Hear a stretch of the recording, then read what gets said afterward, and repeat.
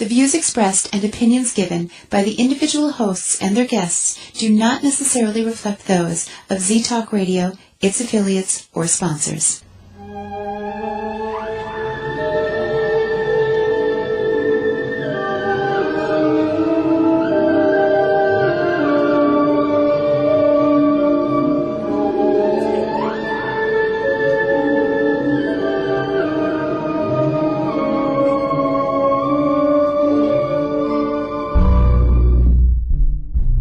You're listening to the Dark Shadows Radio with your host, Al Warren, only on the Z-Talk Radio Network.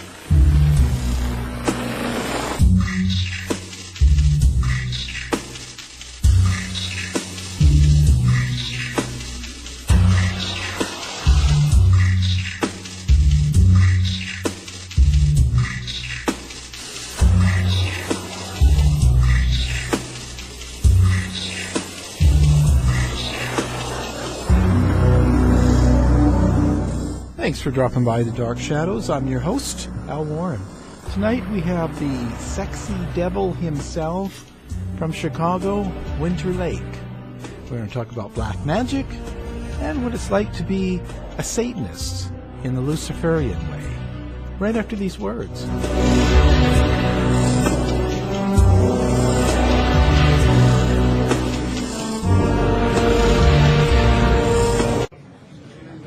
Introducing the Starbucks Flat White, crafted with 2 ristretto shots for bolder, caramelly espresso.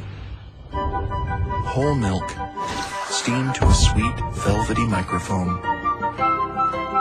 Delicately poured, so the espresso rises to the top. The perfect union of bold and sweet. Simplicity is its own artistry. You can listen to us anytime, anywhere now. Download our free app now for the iPhone and iPad. Look for the Warren Exchange or House of Mystery app at the Apple App Store today. Welcome back to the Dog Show. Up next, we have Satchmo. Satchmo is a member of the Shelter Pet Group. That's right, a group known especially for their couch-snuggling, ball-chasing, face-licking, tail-wagging, backyard-hanging, and, of course, companionship. And what breed would you say Satchmo is? I'd have to go with maybe a lavish terrier-hound chihuahua-looking kind of mix. Tremendous dog. I'd also like to point out Satchmo's coloring, a white, gray, brown, black brindle, simply marvelous. You know, it's such a treat to watch a dog like this. Now, let's see him in action. Look how he makes eye contact with his person. That's actually known as the treat stare. How intuitive. And now he appears to be excitedly turning in circles. Ah, the happy dance, so common with this group. And finally, the loving face lick. It's great how he just gets in there and, well, licks. Fantastic. But really, the best way to know an amazing shelter pet like Satchmo is to meet one. Visit theshelterpetproject.org today. Adopt. Brought to you by Maddie's Fund, the Humane Society of the United States, and the Ad Council. Take my sins and wash them away. Teach me how to pray. I've been stranded here in the dark. Take these walls away. I've been swimming in the ocean till I'm almost drowned. Give me something I can believe in. Teach me how to pray. And we can do drugs and we can smoke weed and we can drink whiskey. Yeah, we can get high and we can get stoned. And we can sniff glue and we can do E and we can drop acid. Forever been lost with no way home. Yeah, we can run, we can hide, but we won't find the answers. If you go down, then you get help along the way. But if you wanna save your soul, then we can travel up together and make the devil play. Yeah.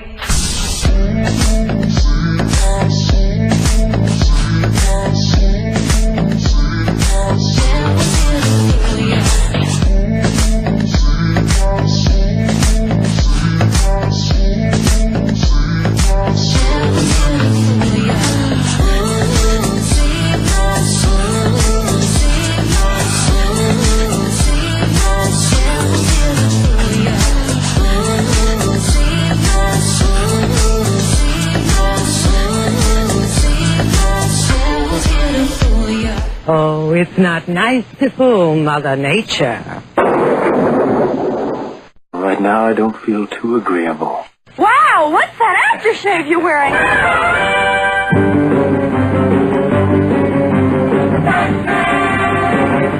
And we're back. And joining us from Chicago, we have Winter Lake.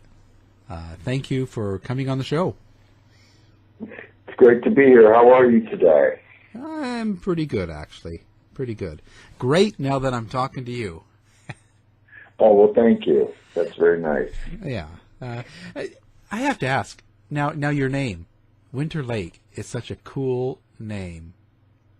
And were you born with that, or did you change it?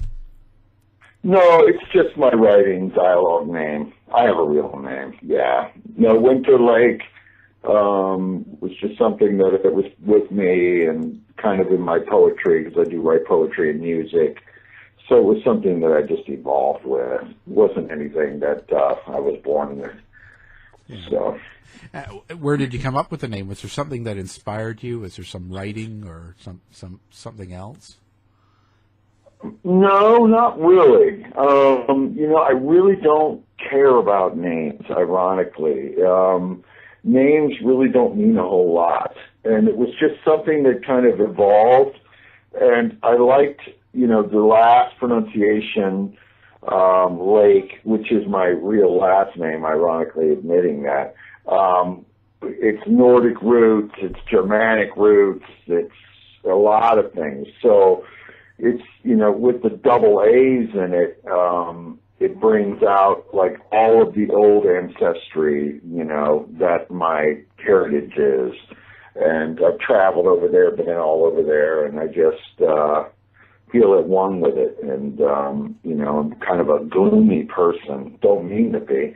I mean, I'm generally in a happy gloom, but it's a weird place. And so it just, the dynamic of the name fits who I am as a persona, although I'm very, dark comedy-ish.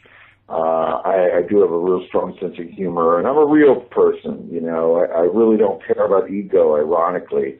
I have nothing to prove. Quite often I'll meet someone with some grandiose name, and they have some ego to match it, and it's just so annoying. You meet these guys, and it's like you have nothing going on. You're just some, dude who lives at home in your mother's basement, and you call yourself, Count something. It's just, so it's just a funny kind of thing, Yeah, yeah.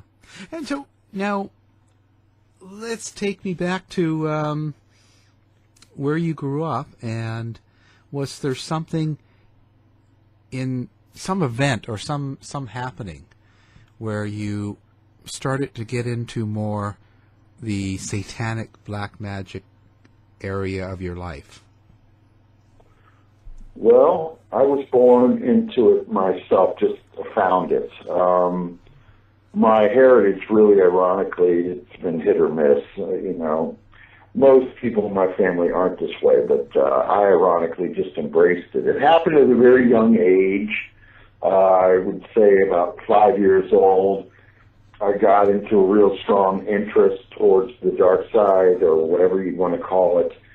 Even that's kind of a cliche. It just grew into me.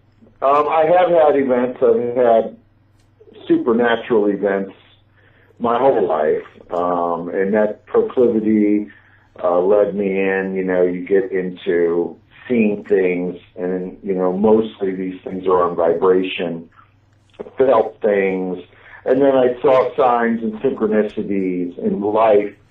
I had experiences with like weird creatures, like bats and stuff, and it just was a natural progression.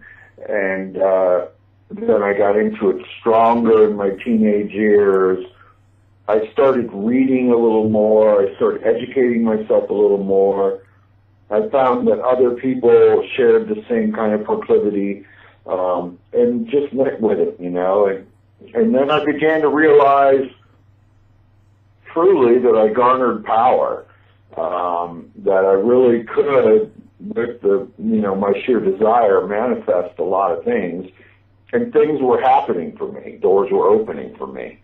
I began to, in a witchcraft sense, just mold reality to my will. And ever since that time, I have perfected it, in my opinion, and perfected a lot of my philosophy, or sought to perfect it. It's ever a seeking out. When you venture down the road of black magic, which is not understood by 90% of the populace, it is a very solitary path, and usually a lot of practitioners are solitary anyway. But in this regard, it really takes you to another level of, aloneness, and then a desire in that aloneness to manifest and to make more things occur. Your lust of result is stronger, and so on and so on. And for me, it just drew down into a philosophy of evil, inherent into evil, acceptance of my true nature, and so on and so on. It's just a progression and a seeking out. Right. So you in essence, think that you're inherently evil. Absolutely. And I think that all mankind is inherently evil. Yes. Okay. Because all men created evil, in my opinion. Okay. So we're all created evil. Yes.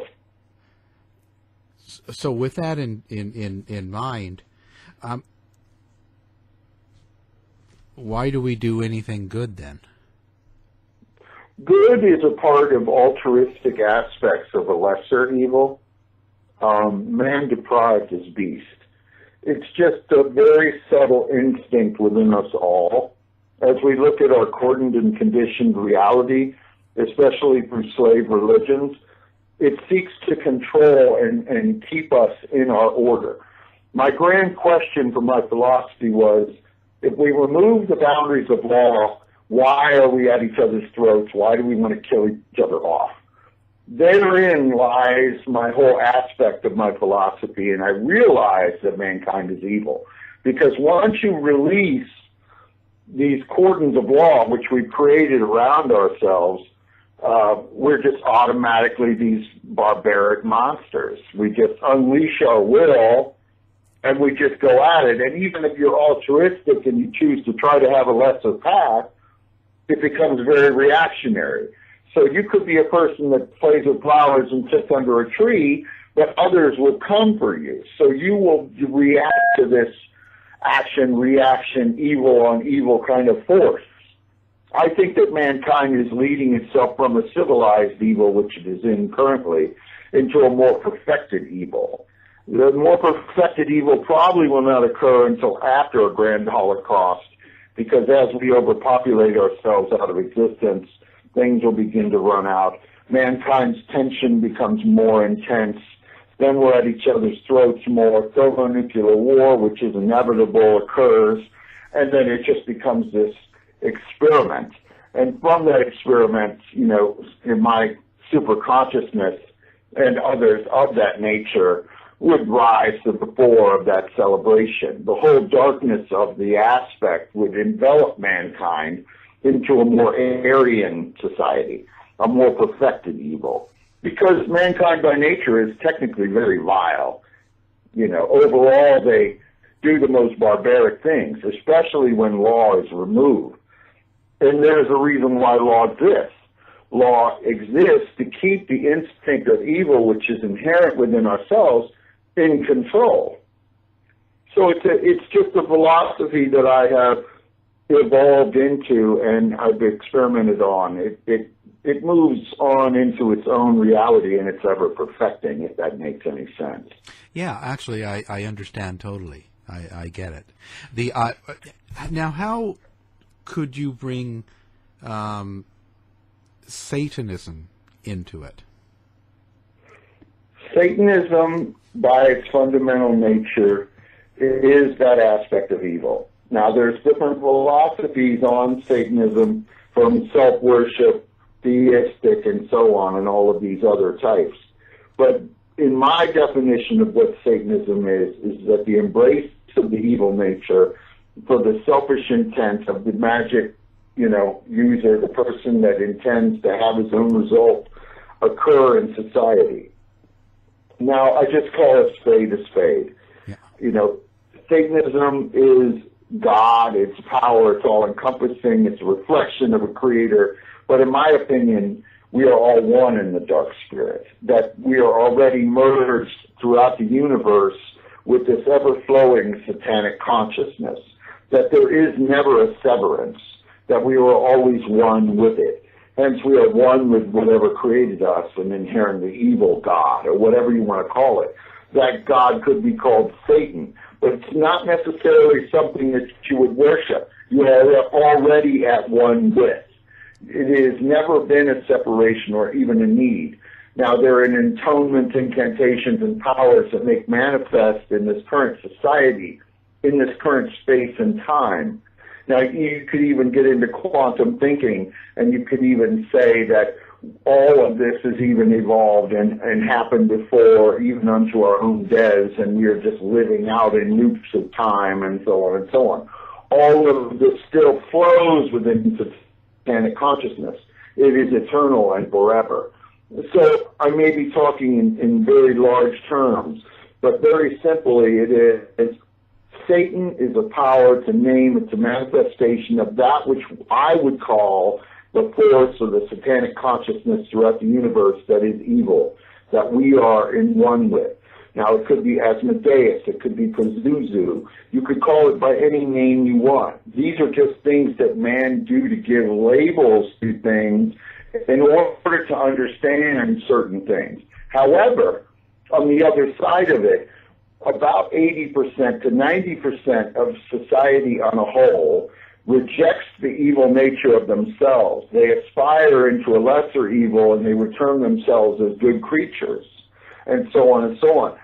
So it is a denial of that Satan or that satanic consciousness or that energy. It's an odd conundrum of humanity. Very simple because really it's even death-oriented as well. People don't realize that in this current state of existence it is very finite, that we are living in a very finite existence, and death even in itself is in denial as well as their inherent evil, or they do not understand it or seek to preclude to deny it. So in what you're saying now, first as in satanic would not necessarily refer to a religion, so it wouldn't be like Luciferian then, would it? Well, it's all anything that it would entail. These labels are very interesting. Yeah. Luciferianism, Satanism, black magic, there's even paganism, witchcraft, whatever you want to call it, anything that is tapping into this force. And these different people tap into, they believe, different forces. But in my opinion, the source is all the same. And the labels are all the same. The force is all the same. And it's essentially the evil nature of ourselves that we are tapping into. Okay. Yeah, because I'm trying to put it in terms of, people believe in a Jesus Christ, or they believe in some sort of a God, and therefore the opposite is Lucifer, that is their devil. It's known as Satanism, and yet dealing with Satanists, like Laake Satanists, don't believe in a Jesus or Satan. Like, there's so many different variations. So you're saying it's just all-inclusive. It's just really one force.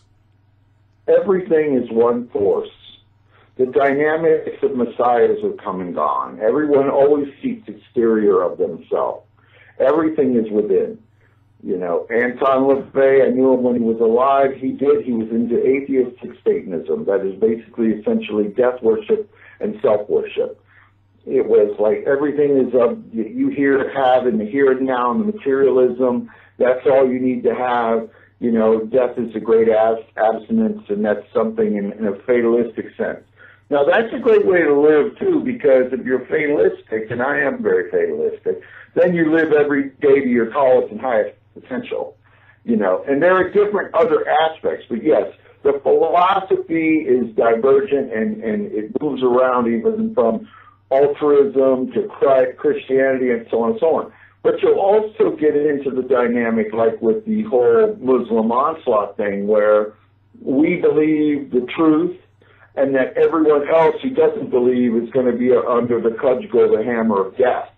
You know, and so that is the threat. And, you know, when you get into that kind of thing, that is a problem. That is when someone taps on liberation that seeks to take away Luciferian liberation or just freedom in general, because I am a freedom-loving individual, and so on and so on, and I'm deviating slightly, but I'm talking now about how certain of these types of religions, like this whole Muslim thing, like this whole ISIS onslaught nonsense, where either you believe or you are an infidel. If you are labeled an infidel, that gives us the right to enslave, crucify you, mangle you, destroy you, molest you, rape you, and so on and so on. So, you know, in their own belief system, they are giving themselves permitted access to commit great forces of evil on others through their own idea. Now, that is not anywhere near what Satanism or Luciferianism or the philosophy that I am talking about believes in. I don't seek to convert anyone, and I don't seek to destroy anyone who I would deem, you don't believe in my belief, I'm going to therefore, you know, cut your head off. But that is, you know, the grand threat that is happening as well in this society, this world, and that is something to be watched and definitely has to be eradicated from the face of the earth, in my opinion. Right. Because freedom is, we have the choice to do what we want to do, and in a lot of ways, as long as we don't move outside of the boundaries of our law, you know, and this is pretty common sense stuff, but I'm looking at it in a very stark light. I'm looking at it from my perspective, as I have developed it, is that I have accepted that I am inherently evil, and from that I can understand why certain things are in place. And I think in the conundrum for society as a whole, they don't realize that. But also, you know, to have a cudgel of death brought down on anyone that is deemed the infidel, or I have the right to go into a village and take off all the girls and kill the children and so on and so on. This kind of thing is nonsense and horrible, you know, and it needs to be stopped, and I hope it will. Well, but do you think that in the big picture, like with the ISIS and that whole thing going on, that in itself kind of proves your point that we're all kind of evil by nature? And isn't that just one part of it? And even if we do wipe that part out, another evil will be around still. There will always be this evil. Yes. Yes. Different. Yes, there is a demonic pecking order. There is hierarchical levels of evil. And I kind of look at myself in a sophisticated evil, a civilized evil, in the current country that I live in, and the boundaries that I give myself. There's a lot of philosophy that says that evil has no boundaries. In a lot of ways, it does not, unless you put yourself in the boundaries. So yes, ISIS does quantify the low end, the most guttural nonsense of evil that mankind can stoop to. The most barbaric, that they are just out, these ruthless, horrible monsters that are, you know, raping and pillaging. That would be what mankind's essential nature is. But through my philosophy, and even I accept that, and I understand that nature, I do not approve of it.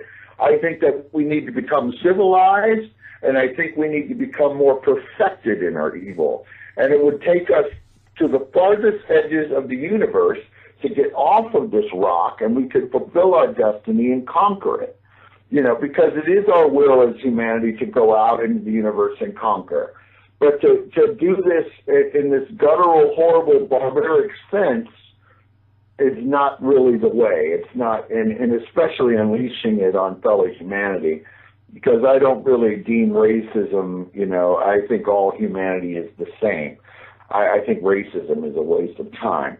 But we are on a terrible path. I mean, as I pointed out in the beginning of our conversation, that we are becoming overpopulated. This increases tensions. this brings about the disintegration of civilized order, and this brings about the disintegration of humanity as a whole through possible total annihilation, which is very, very much on the precipice. It's been there for a long time, but especially since the 1940s, since, we've developed these nuclear weapons, it's become more apparent. And I do think that it is naive to think that nuclear war could be staved off forever. Right. So do you have kind of an opinion of where it's all going? Well, you could look at this in a mathematical aspect and calculate really how our society is going up, on a scale. This population's exploding to this level, and by this time, as our climate degrades and as certain food spoils are destroyed and so on and so on, it's just like one goes down the graph and the other goes up. Probably by 2020 is when we're going to see our first pangs of desolation. And then there's also going to be some intense scientific changes as we technologically advance and merge with our machines and so on. There's going to be a lot of different variables and things that could happen for us that could take us to the stars or down to the bedrock. Goes either way. Yeah. So how do you live your day-to-day life? I'm really set, brother. I really don't want for anything. I live really well, and I'm kind of on my own path. I'm a screenwriter. I do a lot of work in that field. I'm successful in that regard. I have no ego, and I'm not crazy about, as I said earlier, about all that. But my life is really nice. I live clean. I'm highly educated. I have no issues. But I see a lot of society on a whole that is kind of in fluctuations and changes and inundated with third world mindset. Right. Well, I noticed now, so you've written books and you do screenwriting and you even create music, don't you? Yes, I do. I write music, yeah. Every day. So you're very, I guess we want to say, artistic or literature. That's great. How does the other side come now? I've also, in my research, now you do some remote viewing, and you've helped, let's say, police find missing and for murdered and all that stuff. Where did that whole remote viewing psychic sort of energy kind of, when did you become aware of it? Well, it's really odd how it occurs. And, again, they're labels. You could call it clairvoyance, clairaudience, psychometry. Right. Yeah. It is. It always has these different labeled names. I like to use the remote viewing tag because that was created by black operatives and, different people that were in the experiment of initiating what remote viewing was. But it was a natural progression. I started looking at things, screen into the future, using divination tools, using tarot cards. I started looking and seeing, into the past and into the future. And I arrived at what I believed was, to be honest, quantum thinking, that I do think everything has happened before, even unto our death. And because I wanted to, I had to bring myself into a thunder. I had to bring myself into an understanding of why even screers or people like myself were able to look forward and backward and have clarity and so on and so on. Because it had to have already occurred. And I think lives in transmigration, on, and the energy is ever flowing in the satanic consciousness. But how it happened was I just would get interested in certain things as a teenager, certain missing persons. I would see articles and then I would, look at it, read it, and then I started to experience certain supernatural vibrations. I would see a street sign or clothes. I would see certain things, that would be carrying on with what it was. And, I was just able to find those people, and it's just odd how it occurred. Like one time I was in a restaurant and I heard this Irish guy talking, and I started talking to him, and we would just, this is how random it'll start. He's like telling me about his sister and so on and so on. And his sister had been raped and killed, and, he could never find her. I told him this, and he was shocked by it. And then I told him the location of where he could find it, and the police went over there, and they found her skull and so on. And so it can get really spooky. It can get really accurate. I do not do these kind of things anymore. I remote view for myself. I solve crimes for myself. I don't involve myself with law enforcement anymore because you just get deemed as a suspect, and I'm not looking to deal with that anymore. I'm not interjecting myself into those situations. It's not worth it to me to do so. It's, one of these things where you bring yourself into that, then the police start looking at you, because that's how they are. They're just monkey see, monkey do, How does this guy know that this was this? When you have information that's only privy to the police and so on and so on. So that's how it generally started. It was a natural organic progression. And then I kind of perfected it. I still do it, but I do it for myself. I don't really do anything else for any other types of things. But remote viewing is very fun. And, I've gotten into remote influencing, which is just other different types of forms of black magic manipulation. So in the remote viewing, you actually go places. Correct. Have you ever tried remote viewing before? No, I haven't tried remote viewing before. I know people that have, but I haven't. I think you could. I have an intuition that I think anybody could really learn this if they really had the desire to.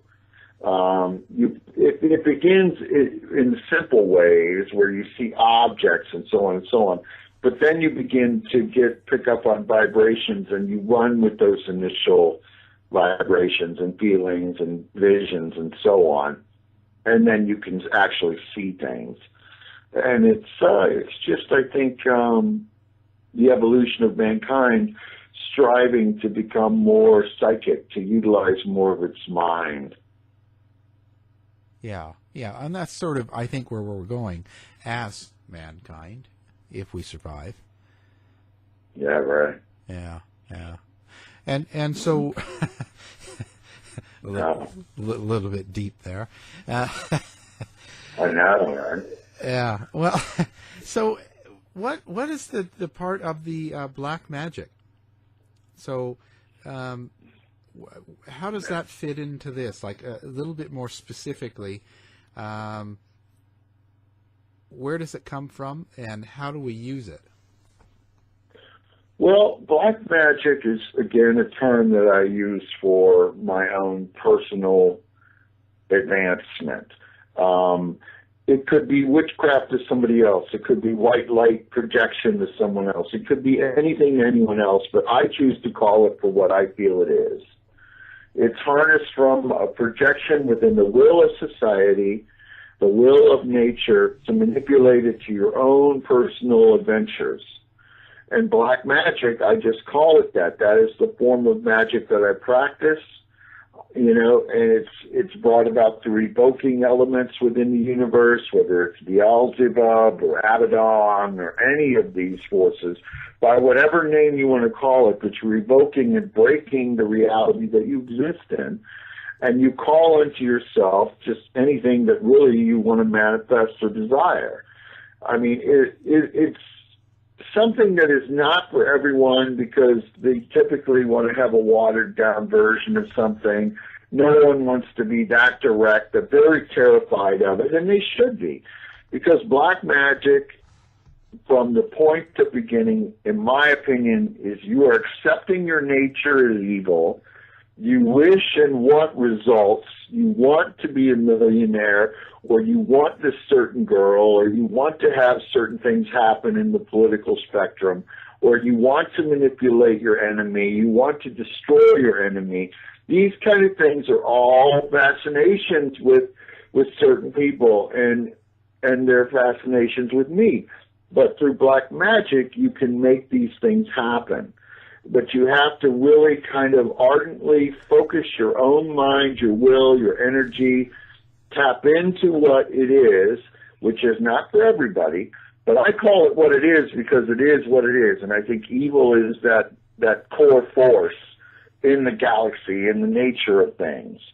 Now, others won't call it that. They'll call it something else, or they feel they're coming from a different point.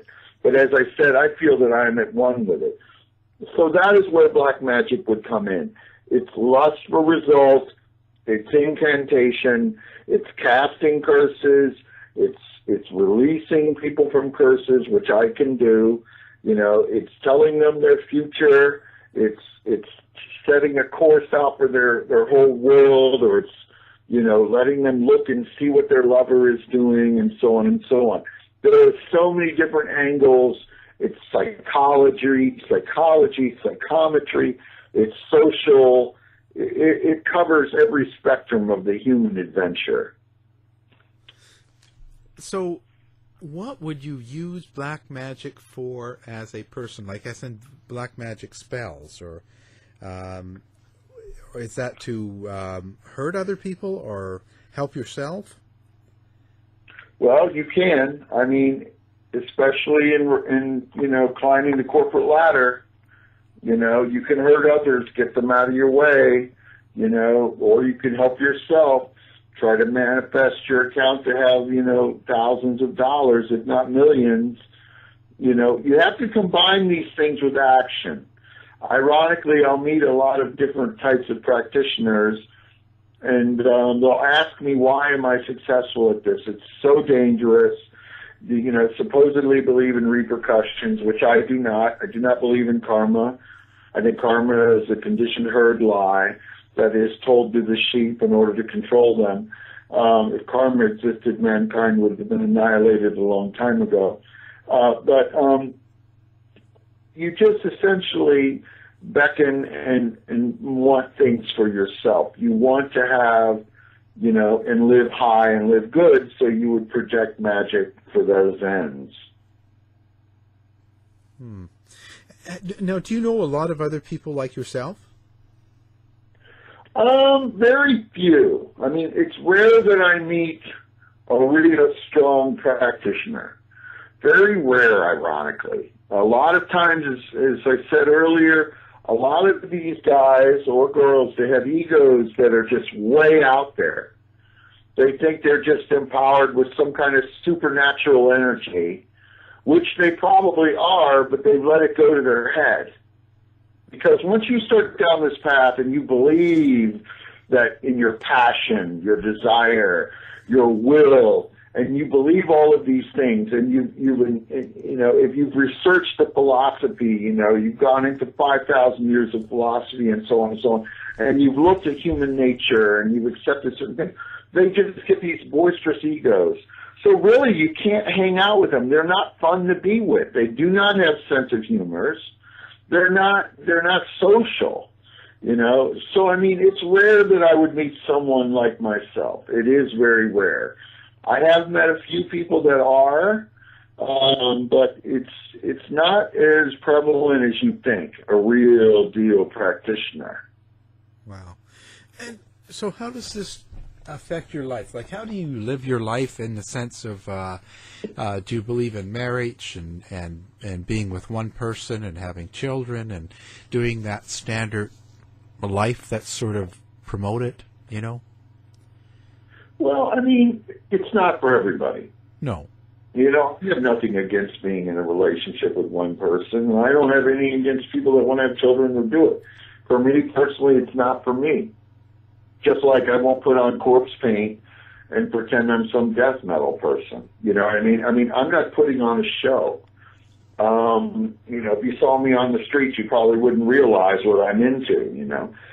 But yeah, I mean, I live a very normal life, and I think for me, it's just how I am. But I know some people that live in extremis, that, are taking it to the hills and they want to portray some kind of thing, and, millions of people are. But me personally, I'm very down to earth. I'm very real. I live clean. I don't really have any drama.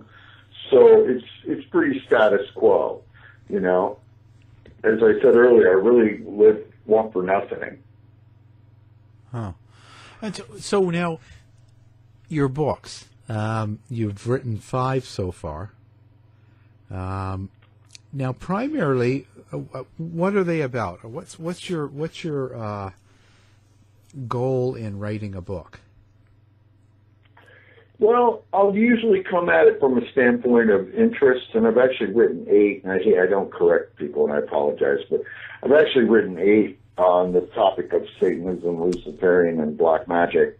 But I don't come at it, with any kind of new thing. It's like, it's organic, and I'll be inspired by certain events, and then I'll just go with it, Some of these books are really about incantations and serenity prayers and certain things that can just fill the vacuum of what I feel is in satanic thought.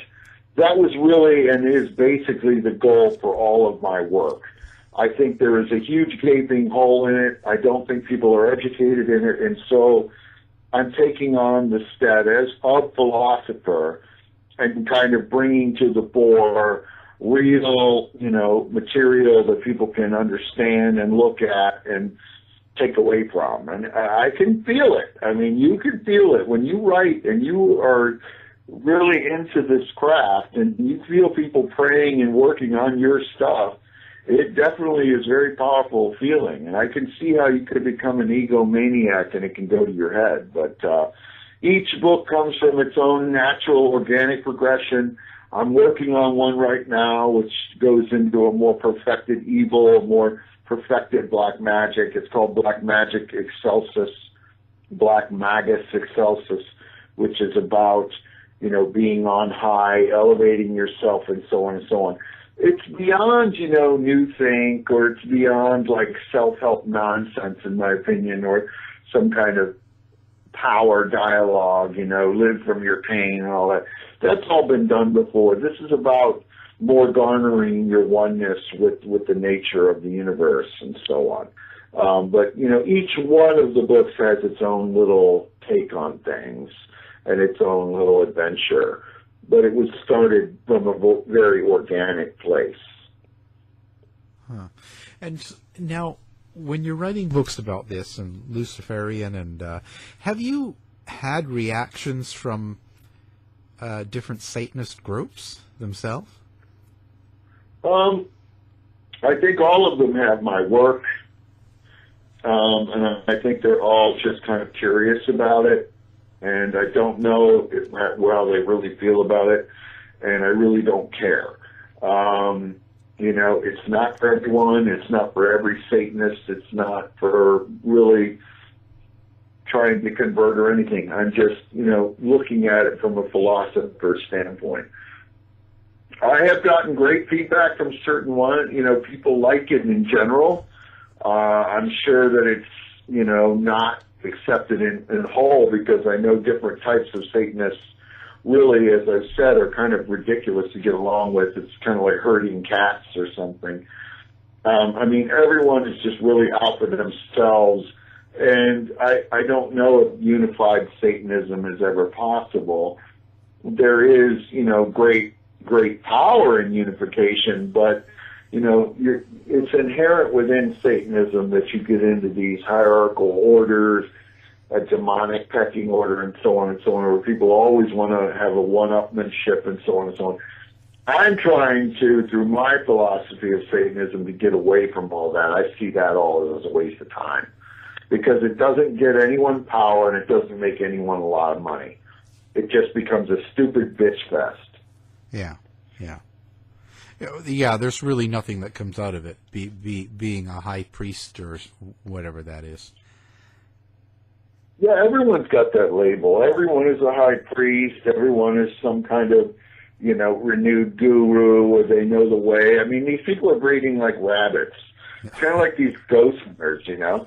It's ridiculous, you know. It's like everyone's a ghost hunter now. I mean, it's just becoming a cliche or a concept or a phase that someone's going through, you know. I mean, and typically a lot of times it is a phase because, you know, this week they'll think, oh, I'm into like Satanism or whatever, and next week they'll be into like dragons or something, you know. Yeah. Now, so if I can ask, how old are you? I really don't want to go there. Well, I with it, but you never know it, and I don't. That's kind of like personal to me. Yeah. Okay. Yeah. No. You know, I just wanted to know how long you've been practicing. Sort of. I want to see kind of. I've been practicing for a while, but yeah, I don't even deem age. I mean, I've written about a satanic singularity, which is coming up, and I hope that all the Kurzweils people and everything get that together because I want to jump on that bandwagon and try to live forever. But, yeah, I don't want to go there, brother. That's okay. I mean, I feel that way myself. I think I'm 53 myself. So, wow. So there you go. Yeah, you don't look 53, so that's good. Well, that's a good thing, but it doesn't really change. You are what you are, right? True. Right. Yeah. And you said you were on this path for some time. I mean, you're on a supernatural venture as well. So been all my life. That's why I was sort of relating to kind of see how a lot of the things you say I actually understand. I personally understand it, not just mentally when you say it. So I kind of relate to what you say. I agree with a lot of what you say. So that's why I wasn't trying to like get an age out. I totally understand. I mean, I know, and it's good to speak with someone who is sort of on the same page because I run into a lot of people that are stuck into the Lucifer God construct, or they're putting their faith in a Bible or a book or something. I mean, or into Islam or Allah. I don't think you should put your faith in anything, especially a book or a Messiah. I think you need to just believe in yourself and flow with your own energy. You know, despite whatever my philosophy is or anyone's philosophy, that's really the crux of everything is, you know, in my experience, is Luciferian liberation. Having the power of choice, having the desire to go into and do whatever you want to do. It's when you get into these other things, like, you know, labels of us versus them, or, you know, we are the pure and you are the hated, you know, there will always be these kind of things within human nature. And unfortunately, it will probably lead us to our end because it becomes reactionary, as I said, because we may not attack them, but when they come for us, we will have to take a stand and so on and so on. And it's odd how things are getting more that way over and over. And I think a lot of people are falling to what I term as slave religions, and they're getting into that construct, and it's gonna go down. It's not going to be this friendly handshake kind of thing, and you're the altruists, or, you know, you have this weird philosophy. They're going to like, you know, you're going to get the sword. And, you know, you have to meet a sword with a sword. And you have to live by the sword. And if you don't, they're going to take your kindness or weakness. And they're going to slaughter you. Or they're going to take your children. And it's just unacceptable. Wow. Do you ever think, but there's no real answer to that, is there? Not within human nature of the factors of evil, you know.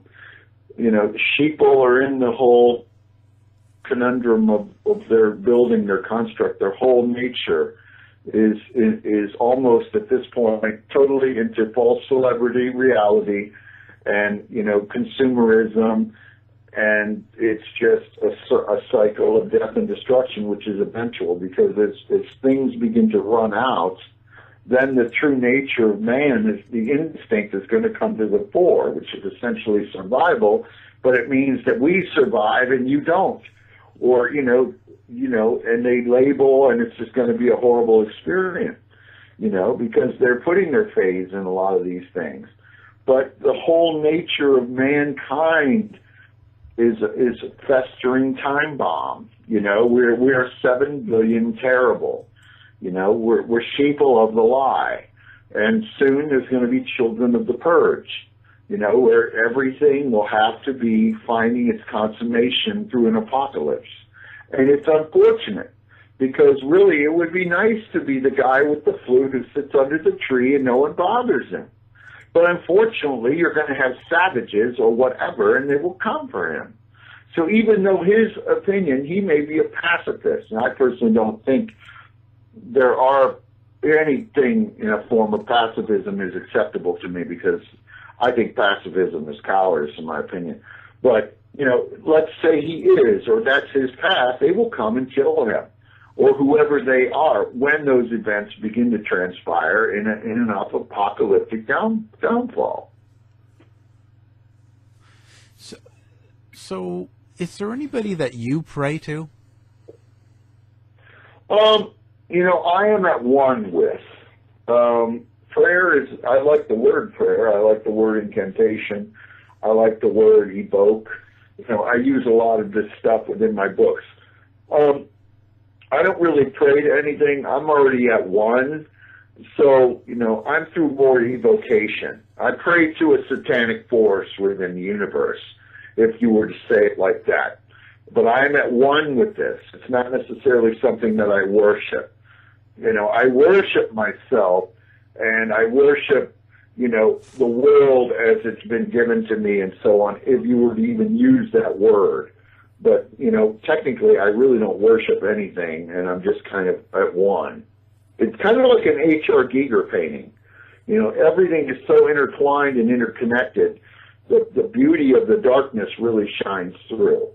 There's a lot to quantify. I don't mean to be so high-minded. I hope I'm not coming off like that. No, it's good. It's good. It's good to kind of get your points, to get kind of how you are doing what you do. So there's really no, like, you don't really belong to a church per se then? Or group? No, not necessarily. No, I don't really belong to an organization. You know, there are a lot of organizations and so on, but I just don't. I'm a solitary practitioner. I'm on my own path, and I'm more, you know, a philosopher as well. I know I've used that several times, that term, but I really am. I really, you know, I sit and I think, and I try to seek out certain answers, as any other thinker or teacher would do. Although I'm not really into teaching per se. I'm into just marking down certain things so I really remember it, and so I can really garner where I am in the world. I have to admit that I, you know, even though I may not come off that way, I am sort of selfish, and I think all of us are, and I'm really, this venture is kind of selfish, and, you know, the philosophy itself is selfish. I mean, mankind is a satanic species, and it's undertaking at a breakneck venture its own recreation, you know. And I think through scientific tinkering, the mechanisms of life and so on will be altered, and there will be a satanic Aryan nature by design that will rise from us, that we are still evolving as a satanic species.